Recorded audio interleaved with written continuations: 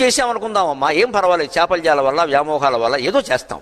చేసిన తప్పు ఒప్పేసుకోవాలి. తప్పు చేయడం మానవ సహజం. చేసిన తప్పు ఒప్పుకుని దిద్దుకోవడం మహాత్ముల లక్షణం. తప్పు చేసి చేయలేదని వాదించడం మూర్ఖత్వం. తాను చేసిన తప్పును ఎదుటివాడి మీద రుద్దేయడమే రాజకీయం అంటారు దాన్ని.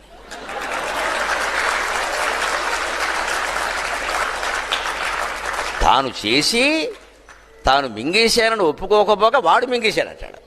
ఇది రాజకీయం. అంత దుర్మార్గపు అవస్థకి మనం వెళ్ళకూడదండి. మూడో అవస్థ కూడా పనికిరాదు, మూర్ఖత్వం. తప్పు చేసి చేయలేదని ఎందుకు వాదిస్తున్నావు? నువ్వు ఎన్ని అబద్ధాలు చెప్పినా అది బయటపడుతుంది. అంతకంటే ఒప్పేసుకుని అవునండి చిన్న వయసులో తెలియక చేశాను, క్షమించండి, అయిపోయా.